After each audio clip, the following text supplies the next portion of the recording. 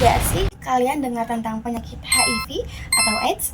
Penyakit ini mungkin tidak langsung terlihat, tetapi dapat melemahkan sistem kekebalan tubuh manusia secara perlahan dan berdampak besar pada kesehatan.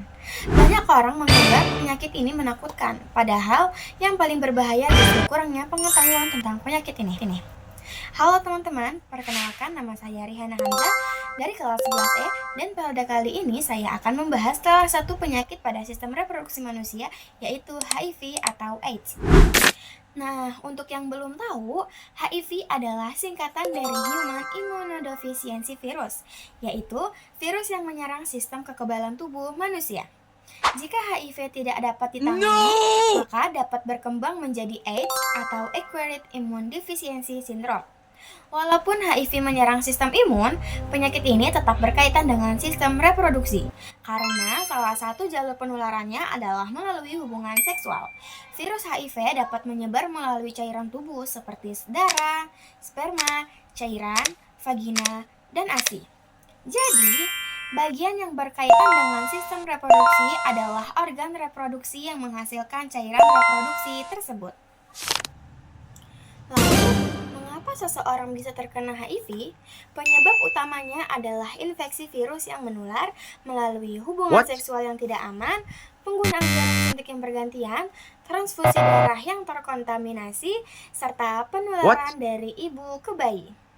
Ada beberapa faktor yang membuat seseorang lebih beresiko terkena HIV, yaitu seperti kurangnya edukasi kesehatan reproduksi, pergaulan bebas, dan penyalahgunaan narkoba.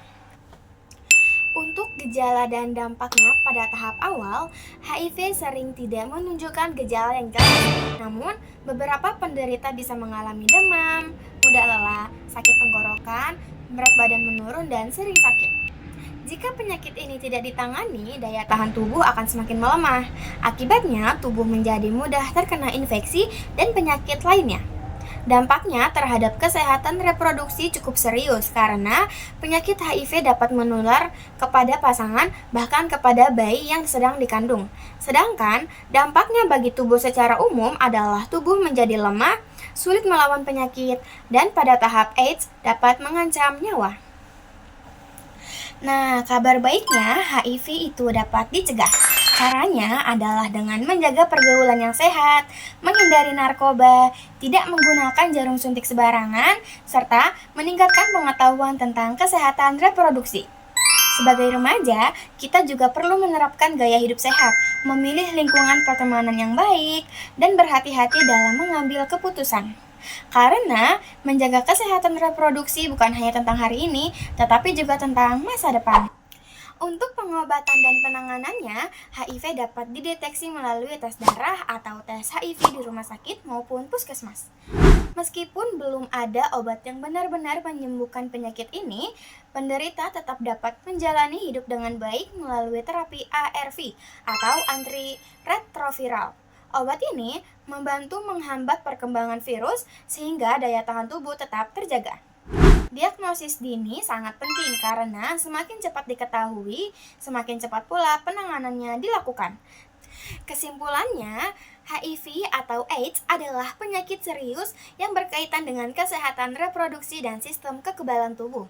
Karena itu, kita perlu menjaga diri, memperluas pengetahuan, dan menerapkan pola hidup sehat sejak remaja. Ingat, mencegah selalu lebih baik daripada mengobati.